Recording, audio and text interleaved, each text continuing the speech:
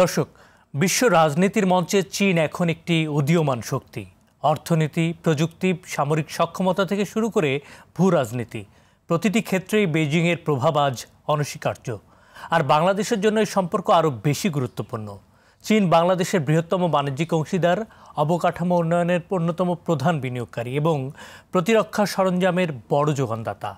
চীন Bangladesh friendship bridge থেকে শুরু করে পদ্মা সেতু, রেল সংযোগ, কর্ণফুলী টানেল, সব ক্ষেত্রেই চীনের উপস্থিতি প্রতীয়মান।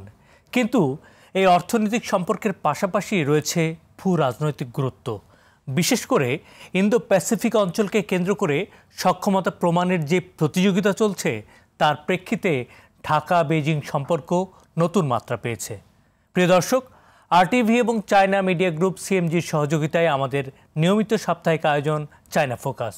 আমি স্বাগত জানাচ্ছি শাহানশা রাসেল। কথা বলবো আজকে বৈশ্বিক শক্তির পুনর্বিন্যাসে বাংলাদেশ। আলোচনার জন্য আমাদের সঙ্গে স্টুডিওতে উপস্থিত আছেন, পরিচয় করে দিই তার সঙ্গে আছেন ঢাকা বিশ্ববিদ্যালয়ের আন্তর্জাতিক সম্পর্ক বিভাগের স্বনামধন্য শিক্ষক, সহকারী অধ্যাপক মোহাম্মদ আলী সিদ্দিকী। ধন্যবাদ জনাব আলী সিদ্দিকী, আপনাকে স্বাগত। আমি প্রথমেই আপনার কাছে আসব, তার আগে আমরা একটি প্রতিবেদন দেখে আসি। Today, world politics is like a small boat floating on a stormy sea. We are not sure where we are heading to. Then, in the middle of the chaos, one country rises with strength and vision: China.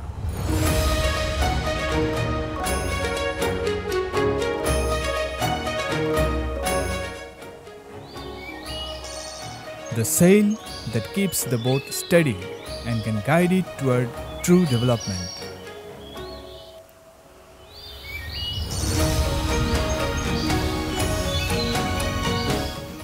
With wisdom and a clear vision, Chinese President Xi Jinping has drawn 4 beautiful visions for the world. His dream is simple: to build a world free from war, inequality, and pollution. His visions are known as China's 4 global initiatives.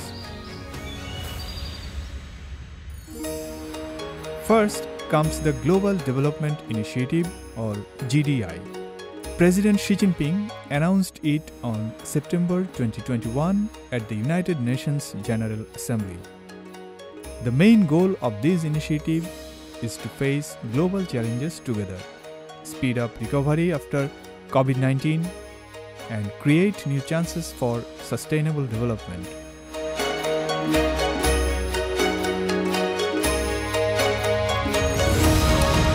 The plan focuses on giving vaccines to all, promoting green development, reducing poverty, and helping countries recover after the pandemic.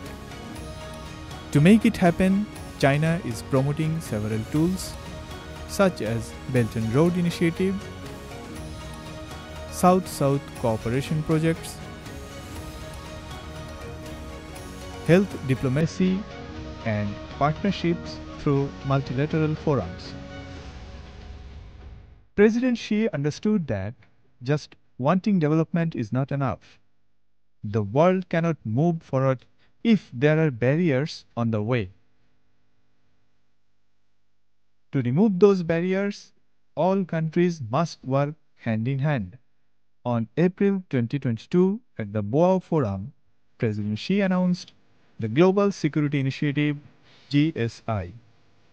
This initiative focuses on respecting every nation's sovereignty and promoting a kind of security that is shared, cooperative, and sustainable.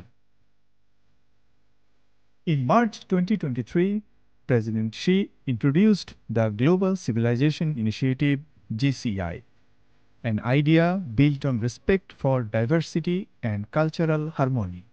To make this vision real, China promotes cultural diplomacy, education exchanges, dialogue between political parties and people, building global networks for cultural understanding, and encouraging the media to highlight cultural cooperation around the world. Finally, in September 2025, At the Tianjin SCO Summit, President Xi announced the fourth and most wide-ranging plan, the Global Governance Initiative (GGI). China's message here was clear. The world has reached a turning point. It must now choose a new, modern, and fair path for global governance, one that benefits all. The GGI is not about creating new rules or controlling others. It aims to build a participatory system of governance where developing countries, especially those from Global South, can have an active voice in global decisions. As President Xi said, whether a country is big or small, strong or weak, rich or poor, each one should have an equal right to participate in, contribute to, and benefit from global governance.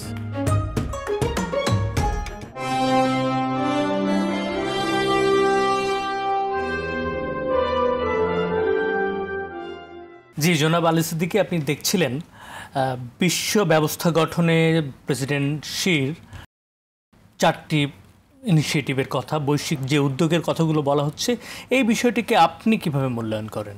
জি, ইনিশিয়েটিভগুলো আসলে খুবই সময় উপযোগী। যেখানে হচ্ছে আমরা দেখতে পাচ্ছি যে পশ্চিমা বিশ্ব গ্লোবাল গভর্নেন্স, ডেভেলপমেন্ট, সিকিউরিটি এবং হচ্ছে সিভিলাইজেশনাল দিক থেকে মোটামুটি একটু পশ্চাদপদ হয়ে গিয়েছে। সেইখানে আসলে খুব একটা নতুন লিডারশিপ বা এক ধরনের নতুন নেতৃত্ব থাকা দরকার ছিল। সেই গ্যাপটা ফিল ইন করার জন্যই আসলে এই 4টা ইনিশিয়েটিভ, এবং এটাকে আমরা community for a shared humanity ওই দৃষ্টিকোণ থেকে দেখতে পারি যে আসলে মানব সভ্যতা এটা তো আসলে অভিন্ন একটা বিষয়। তো এখানে হয়তো বিভিন্ন রকমের পরিবর্তনশীল বা বিভিন্ন রকম চেঞ্জেস, নুয়ান্সেস থাকতে পারে, কিন্তু আমাদের ভবিষ্যৎটা হওয়া উচিত অভিন্ন। সেই অভিন্ন ভবিষ্যতের জন্যই আসলে এই 4টা ইনিশিয়েটিভকে আমরা আসলে আগামী দিনের রাজনীতি বা বৈশ্বিক রাজনীতির আসলে স্তম্ভ হিসেবে বিবেচনা করতে পারি। বিশ্ব রাজনীতি এখন একটা ট্রানজিশন বা পালাবদলের মধ্যে দিয়ে চলছে বলে মনে হচ্ছে। মার্কিন নেতৃত্বাধীন এক মেরুকরণের জায়গায় আমরা কি বহু মেরুকরণের দিকে যাচ্ছি, বা নতুন ব্যবস্থায় বাংলাদেশের মতো দেশগুলো এটা থেকে কতটা উপকার বা চ্যালেঞ্জের মুখোমুখি হচ্ছে বলে আপনি মনে করছেন? আমরা আসলে ওই জায়গাটায় যাচ্ছি। আসলে আমরা এখন একটা খুবই ক্রান্তিকাল বা হচ্ছে একটা ট্রানজিশনাল ফেজ উইটনেস করছি বা পর্যবেক্ষণ করছি, যেখানে আসলে মার্কিন যুক্তরাষ্ট্র খুব অল্প সময়ের জন্য, যেমন 1991 সাল থেকে 2001 বা কেউ কেউ আর একটু বেশি সময় বিবেচনা করেন যে ওই সময়টা সে একদম ইউনিপোলার রাষ্ট্র হিসেবে বিশ্ব রাজনীতিতে ভূমিকা পালন করেছে। কিন্তু বিভিন্ন রকম পরিবর্তনশীল বাস্তবতার কারণে তাকে সেই জায়গাটা ছেড়ে দিতে হচ্ছে। তার কারণ ধরেন তাদের আভ্যন্তরীণ যে বিভিন্ন ডোমেস্টিক পলিটিক্যাল কনস্ট্রেন্টস, বিভিন্ন অজনপ্রিয় যুদ্ধে তাদের পার্টিসিপেট করা, বিশ্বের একটা ক্রাইসিসে যেখানে আমরা হচ্ছে যে মার্কিন যুক্তরাষ্ট্রে খুব শক্ত ভূমিকা পালন করতে দেখি। বিভিন্ন জায়গায় একই রকম ক্রাইসিস থাকার পরও তারা কিন্তু সেই বাকি অন্য জায়গাগুলোতে তারা খুব একটা স্ট্রং রোল প্লে করে না, যার ফলে তার এক ধরনের দাম্ভিক চরিত্র বা পশ্চিমের এক ধরনের ধোঁয়াশামূলক যে আচরণ, সেটা আমাদের সবার সামনে মানে মোটামুটি একটু পরিষ্কার হয়েছে। এবং সেইটার জায়গা থেকে আমরা যদি বিবেচনা করি যে হ্যাঁ, একটা মাল্টিল্যাটারাল পৃথিবী বা হচ্ছে বহুমাত্রিক বহুকেন্দ্রিক যে পৃথিবী, সেইটা আসলে খুবই দরকার। সবাইকে যদি একটা ইনক্লুসিভ ওয়েতে একটা শেয়ার্ড ফিউচার দেওয়া যেতে পারে, আমার মনে হয় সেই ভবিষ্যৎটা আসলে টেকসই হয়, সাস্টেনেবল হয়, এবং সেইখানে আসলে হিউম্যান যে বিভিন্ন আনরিয়েলাইজ পটেনশিয়ালসগুলো রয়েছে সেগুলোকে চূড়ান্ত পর্যায়ে অ্যাচিভ করা যায়। তো মাল্টিল্যাটারাল পৃথিবীতে বাংলাদেশের জন্য আসলে অনেকগুলো চ্যালেঞ্জেস আছে, পটেনশিয়াল চ্যালেঞ্জ। যেমন বাংলাদেশ তার যে স্বকীয় অবস্থান এটা ধরে রাখতে পারবে কিনা, বাংলাদেশ তার ডেভেলপমেন্টাল নিডস এবং হচ্ছে যে বহির্বিশ্বের যে ভূরাজনৈতিক পট পরিবর্তন, সেটার মধ্যে ব্যালেন্স করতে পারবে কিনা, এইটার একটা চ্যালেঞ্জ। বাংলাদেশ ভবিষ্যতে হচ্ছে গিয়ে যে এই চ্যালেঞ্জটা মোকাবেলার পাশাপাশি তার ডেভেলপমেন্টাল যে ট্র্যাজেক্টরি বা তার উন্নয়নের যে পথটা তৈরি হয়েছে, সেই জায়গাটা এনশিওর করতে পারবে কিনা, সেইটার একটা বিষয়। At the same time domestic যে বিভিন্ন অ্যাক্টরস রয়েছে, তাদের মধ্যে আসলে এই বহির্বিশ্বের রাজনীতিটা কিভাবে প্রভাব ফেলবে, তারা কি কোনো একটা বিশেষ অ্যাক্টরের প্রতি অ্যালাইন্ড হয়ে যাবে কিনা, বা এক ধরনের মাল্টিল্যাটারাল ফিলসফিতে বিশ্বাস করবে কিনা, সেটাকে আরও দীর্ঘমেয়াদে হচ্ছে বাংলাদেশের আগামী 50 বছর 100 বছর কিভাবে ভবিষ্যৎটা নির্ধারণ করবে, সেই রকম একটা লিডারশিপও হচ্ছে থাকা লাগবে।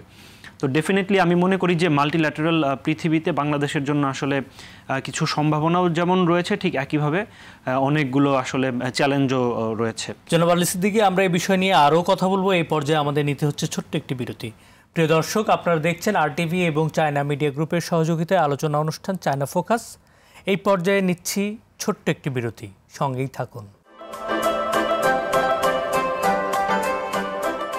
দর্শক, আবারও আমন্ত্রণ চায়না ফোকাস অনুষ্ঠানে। বিরতির পর আমরা চলে যাচ্ছি আলোচনায়। আমরা কথা বলছিলাম বৈশ্বিক শক্তির পুনর্বিন্যাসে বাংলাদেশের ভূ রাজনৈতিক অবস্থানের কারণে একই সঙ্গে এটা এক ধরনের আশীর্বাদ, আবার এক ধরনের চ্যালেঞ্জও। এই অবস্থানকে কাজে লাগিয়ে বাংলাদেশকে কিভাবে আঞ্চলিক হাব বা রিজিয়নাল হাবের বা সেতুবন্ধনের জায়গাটাকে নিজেকে প্রতিষ্ঠিত করতে পারে বা নিজেকে তুলে ধরতে পারে বলে মনে করছে? যারা ফরেন পলিসি বা গুরুত্বপূর্ণ নীতি তৈরি করার প্রধান নিয়ামক, আমরা যাদেরকে হচ্ছে ফরেন পলিসি মুভার্স অ্যান্ড শেপার্স বলি, তাদেরকে মোটামুটি বেসিক জায়গাগুলো ঠিক রেখে চ্যালেঞ্জেসগুলো কীরকম আছে সে অনুযায়ী আপনার শর্ট টার্ম, মিডিয়াম টার্ম এবং লং টার্ম প্ল্যান করতে হবে। এইখানে আশীর্বাদ হিসেবে যে জায়গাগুলো যদি আমি দেখি, যে এখানে পরাশক্তিদের মধ্যে কিন্তু হচ্ছে কনফ্লিক্টটা হচ্ছে। হ্যাঁ, এইখানে বাংলাদেশ কোনোভাবে নিজেকে পার্টিসিপেট করবে না বা বাংলাদেশ নিজেকে অফার করবে না যে আমার এখানে এক্সপ্লয়েট করার সুযোগ আছে। তো বাংলাদেশকে তার সেই স্বকীয় অবস্থানটা বজায় রাখতে হবে প্রথমত। দ্বিতীয়ত, বাংলাদেশকে যদি আপনি দেখেন যে এইটা এমন একটা জিওগ্রাফিক্যাল লোকেশনে অবস্থিত যেটা হচ্ছে দক্ষিণ এশিয়া এবং দক্ষিণ পূর্ব এশিয়ার মধ্যে এক ধরনের ব্রিজ বা এক ধরনের কানেক্টিং পয়েন্ট হিসেবে কাজ করতে পারে। বাংলাদেশ ইতোমধ্যেই আসিয়ানের আপনার মেম্বার হতে চেয়েছে এবং সেই বিষয়ে হচ্ছে ডিপ্লোম্যাসি চলছে এবং আরও বিভিন্ন মাল্টিল্যাটারাল ফোরামে বাংলাদেশের পার্টিসিপেশন খুবই লক্ষণীয়। এখন বাংলাদেশের এই সফট পাওয়ারটাকে কাজে লাগাইতে হবে আমাদেরকে। আর আশীর্বাদের জায়গাটা হচ্ছে গিয়ে কি, যে আমাদের একটা ডেমোগ্রাফিক ডিভিডেন্ট রয়েছে এবং এই জনশক্তিটাকে আসলে ভবিষ্যতে বাংলাদেশকে আরও বেশি প্রোঅ্যাক্টিভ, পার্টিকুলারলি ইন্টারন্যাশনাল পলিটিক্স এবং রিজিওনাল পলিটিক্সে এই জনশক্তিটা বা এই গ্রুপটা দেখতে চায়। তার মানে ডেফিনেটলি পলিসি মেকারদের উপর একটা হিউজ প্রেশার আছে। এই প্রেশারটাকে আমরা স্ট্রেংথ বা আশীর্বাদ হিসেবে বিবেচনা করতে পারি। এছাড়াও ধরেন বাংলাদেশের সাথে বে অফ বেঙ্গলের যে জিওগ্রাফিক্যাল কানেক্টিভিটি, এইটার ফলে এইটার অনেক আনরিয়ালাইজ পটেনশিয়াল রয়েছে, যেগুলো হচ্ছে আমরা এখনও আসলে এগুলোকে প্রপারলি এক্সপ্লয়েট করার জন্য যে স্ট্র্যাটেজি বা কৌশল সেটা আমরা বের করতে পারছি না। ইনফ্রাস্ট্রাকচার ডেভেলপমেন্টের অনেক সুযোগ রয়েছে, হিউম্যান ডেভেলপমেন্টের অনেক সুযোগ রয়েছে এবং এই ডেভেলপমেন্টগুলো হচ্ছে ফিউচারে একটা টেকসই বাংলাদেশ বা একটা বে অফ বেঙ্গল কমিউনিটি তৈরি করবে, সেরকম একটা আসলে সুযোগ রয়েছে। আশীর্বাদের ক্ষেত্রে আরও বিষয় রয়েছে যে বাংলাদেশের মানুষজন কিন্তু খুবই অ্যাকসেপ্ট করে যে বাইরে থেকে যদি কেউ বাংলাদেশকে হেল্প করতে চায় সেটা কিন্তু অ্যাকসেপ্ট করে এবং সেই ক্ষেত্রে ধরেন আমাদের বৈদেশিক বিনিয়োগ বা হচ্ছে আপনার এখানে নতুন নতুন কলকারখানায় স্থাপন করা, এই সব বিষয়ে বাংলাদেশের কিন্তু কিছু কাঠামোগত সমস্যা রয়েছে, কিন্তু বাংলাদেশের একটা অ্যাকসেপ্টেন্স রয়েছে যে ফরেন ডিরেক্ট ইনভেস্টমেন্টকে এনকারেজ করা বা ওই জিনিসটাকে নিয়ে আসা। ভূরাজনৈতিকভাবে বাংলাদেশ ডেফিনেটলি একটা স্বকীয় ইন্ডিপেন্ডেন্ট সভরেন অবস্থান বজায় রেখে আসছে, কিন্তু ফিউচারেও তাকে আরও বেশি শক্তিশালী হতে হবে, প্রোঅ্যাক্টিভলি এঙ্গেজ করতে হবে যেন ওদের ঝামেলাটা ওদের বিষয়, ওইখান থেকে যেন হচ্ছে আমি এক্সপ্লয়েট করতে পারি, আমার নিজের জাতীয় স্বার্থ নিরাপত্তা যেন কোনোভাবেই বিঘ্নিত না হয়, সেই বিষয়ে আমাকে সম্পূর্ণ সজাগ থাকতে হবে আর কি। রোহিঙ্গা নিয়ে বহু আলোচনা হয়েছে ইউএন পর্যায়ে বা বিভিন্ন বৈঠকে, বিভিন্ন জায়গায়, বিভিন্ন সিটিংয়ে, বিশ্ব নেতাদের সঙ্গেও আলোচনা হয়েছে। তো এটার আসলে মানে সমাধানের পথ কি? আমি যদি দীর্ঘমেয়াদীভাবে চিন্তাভাবনা করি, তাদের দেশে তাদের জাতীয়তা বা আইডেন্টিটি যে পরিচয়টা, এটা স্বীকৃতি নিয়ে তারপর তাদেরকে ফেরত পাঠানো ছাড়া অন্য কোনো সমাধান নাই। বাংলাদেশের ওই অঞ্চলটুকু যদি আপনি দেখেন, ওই জায়গাটা কিন্তু আপনার নিরাপত্তাজনিত কারণে বা ক্লাইমেট চেঞ্জ এর কারণে বা বর্ডার অঞ্চল হওয়ার কারণে এবং বিভিন্ন রকম নার্কোটিক্স পাচারের আপনার বিভিন্ন নিউজ আমরা গণমাধ্যমে পাই, এই সব কারণে কিন্তু ওই জায়গাটা খুবই ঝুঁকিপূর্ণ এবং ওই অঞ্চলটাকে কেন্দ্র করে অনেকেই হচ্ছে যে এটাকে এই অঞ্চল পুরো আপনার এই বাংলাদেশ এবং মিয়ানমারের সম্পর্ক যেমন খারাপ করতে চায়, ঠিক একইভাবে পুরো দক্ষিণ এশিয়াটাকেও আপনার আনস্টেবল করার অনেকের পরিকল্পনা আছে বলে অনেক কনস্পিরেসি আমরা শুনতে পাই। এখন কথা হচ্ছে যে সাস্টেনেবলি যদি আমি হচ্ছে তাদেরকে ফেরত পাঠাতে চাই, তাহলে হচ্ছে যে দীর্ঘমেয়াদে আসলে রোহিঙ্গাদের মধ্যে একটা ডিমান্ড তৈরি করতে হবে, ইন্টারন্যাশনাল কমিউনিটিকেও সেই অনুযায়ী হচ্ছে আপনার প্ল্যান করতে হবে।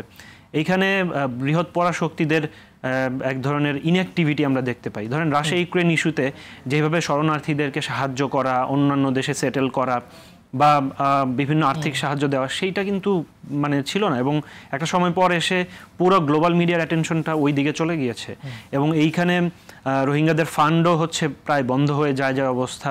তো এই অবস্থায় বাংলাদেশ আসলে জায়গাটা দিয়েছে, মোরালি সাপোর্ট দিয়েছে, ম্যাটেরিয়াল সাপোর্ট দিয়েছে। বাংলাদেশের আসলে মানে উচিত হবে যত দ্রুত সম্ভব হচ্ছে তাদেরকে তাদের নিজেদের মাতৃভূমিতে পুনর্বাসন করানো। এখন মিয়ানমারের অবস্থা, ডোমেস্টিক সিচুয়েশন আসলে খুবই ডেভেলপিং বা হচ্ছে যে আপনার খুবই অশান্ত, এবং এই অবস্থায় আসলে ফেরত নেয়ার জন্য শুধুমাত্র মিয়ানমার সরকার নয়, বরং আরও যেসব অ্যাক্টর্স রয়েছে, আরাকান আর্মি সহ আরও যেসব ওইখানে ক্ষমতা ভাগাভাগি করছে, তাদের সাথে আসলে ডিপ্লোম্যাসিটা করতে হবে এবং তাদের নাগরিকত্ব দিয়ে তারপর ফেরত পাঠাইতে হবে। আদারওয়াইজ ওইখানে গিয়ে দেখা যাবে যে আবার একটা ক্রাইসিস তৈরি হবে, আবার বাংলাদেশে ফেরত পাঠানো হবে। সো তাদের একটা রাষ্ট্র বা রাষ্ট্রীয় যে মর্যাদা, এটা তারা ডিজার্ভ করে, তাদের জাতীয় পরিচয় এবং হচ্ছে ন্যাশনাল আইডেন্টিটি এবং সিটিজেনশিপ রাইট সহ আর কি। জনাব আলী সিদ্দিকী, আমরা এই বিষয় নিয়ে আরও কথা বলবো। এই পর্যায়ে আমাদের নিতে হচ্ছে ছোট্ট একটি বিরতি। প্রিয় দর্শক, আপনারা দেখছেন RTV এবং চায়না মিডিয়া গ্রুপের সহযোগিতায় আলোচনা অনুষ্ঠান চায়না ফোকাস। এই পর্যায়ে নিচ্ছি ছোট্ট একটি বিরতি, সঙ্গেই থাকুন। দর্শক, আবারও আমন্ত্রণ চায়না ফোকাস অনুষ্ঠানে। বিরতির পর আমরা চলে যাচ্ছি আলোচনায়। আমরা কথা বলছিলাম বৈশ্বিক শক্তির পুনর্বিন্যাসে বাংলাদেশ।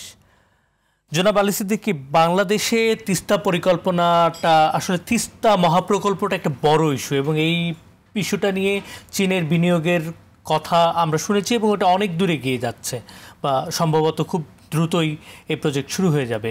এই প্রজেক্ট শুরু হয়ে গেলে এর সুফল বাংলাদেশ কীভাবে পেতে পারে, এবং এই প্রজেক্টের ফলে ভূ রাজনৈতিক যেই এক ধরনের জটিলতা বা চ্যালেঞ্জের ব্যাপারটা আছে, এইটাকে কিভাবে মোকাবেলা করা সম্ভব? প্রথমত প্রজেক্টটা বা পরিকল্পনাটা বাস্তবায়ন করাটা ইটসেলফ একটা চ্যালেঞ্জ। তার কারণ হচ্ছে, আমি যদি বলি, কারণ হচ্ছে যে অলরেডি আপনি দেখবেন যে বিভিন্ন ভারতীয় গণমাধ্যমে এইখানে খুবই ভারতের বর্ডারের খুব কাছাকাছি একটা অঞ্চলে চাইনিজদের এই পরিকল্পনা করার বিষয়টাকে ভারতীয় গণমাধ্যমের অনেক গণমাধ্যম এটাকে খুব সহজ স্বাভাবিকভাবে নিচ্ছে না। তারা এটাকে এক ধরনের চীনের দক্ষিণ এশীয় নির্ভর এক ধরনের আধিপত্যবাদমূলক প্রকল্প হিসেবে দেখছে।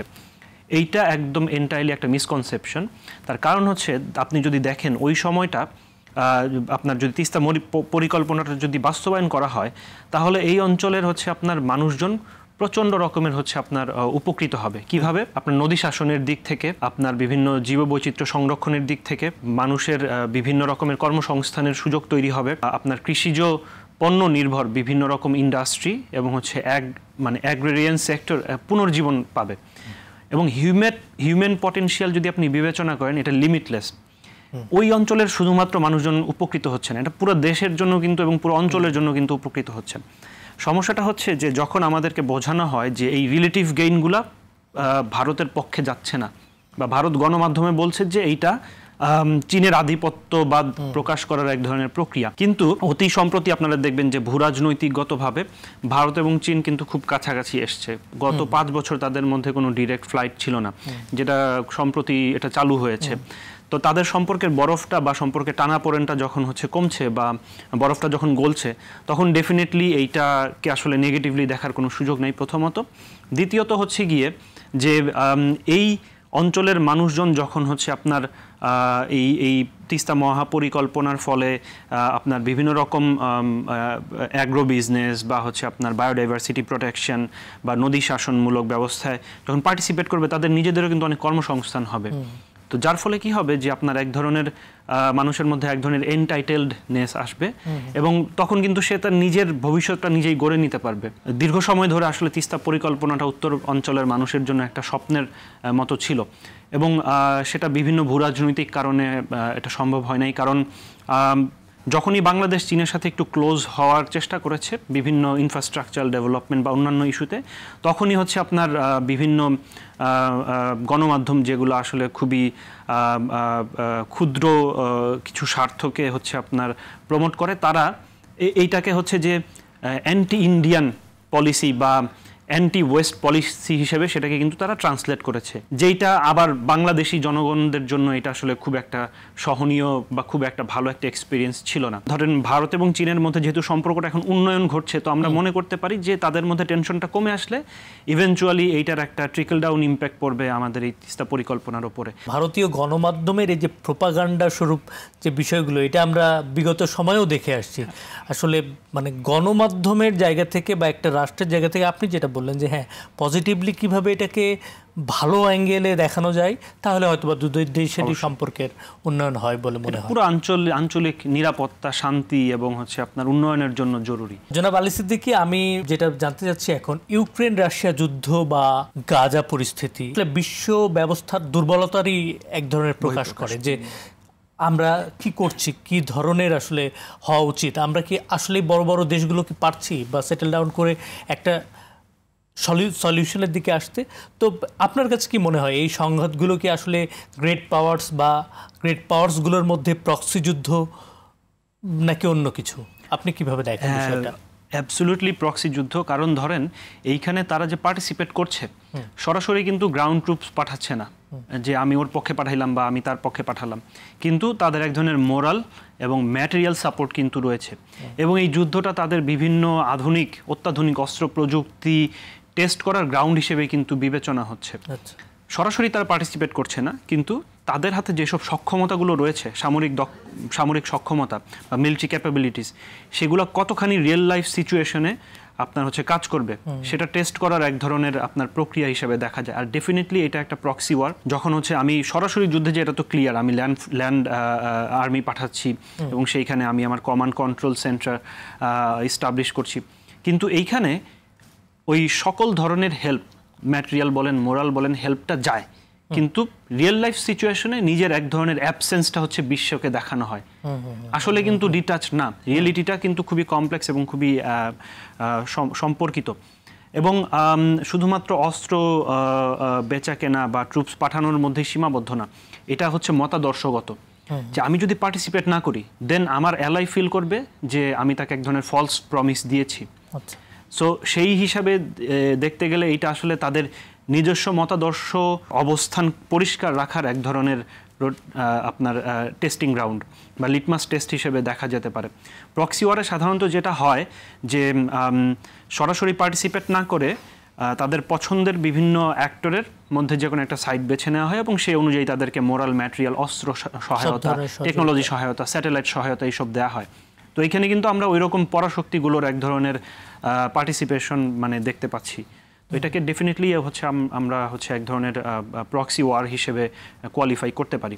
ধন্যবাদ আপনাকে। সুপ্রিয় দর্শক, আমরা যেটা আলোচনা করছিলাম অত্যন্ত গুরুত্বপূর্ণ এবং সময়োপযোগী প্রসঙ্গ নিয়ে। আজকের এই বিশ্লেষণ থেকে একটা কথা স্পষ্ট, বিশ্ব রাজনীতি এক বিশাল পালাবদলের মুখে দাঁড়িয়ে। বিশ্বে মার্কিন নেতৃত্বাধীন পুরনো ব্যবস্থার দুর্বলতা একদিকে যেমন প্রবল হচ্ছে, যেমন ইউক্রেন বা গাজার মতো সংঘাতগুলো স্পষ্ট, তেমনি অন্যদিকে চীনের মতো বৈশ্বিক উদ্যোগগুলো এক নতুন বাস্তবতার ইঙ্গিত দিচ্ছে। আর যুদ্ধ নয়, বিশ্বে শান্তি চাই। আজ এ পর্যন্তই, দেখা হবে আগামী সপ্তাহে। সে পর্যন্ত সবার জন্য শুভকামনা। জয় চীন।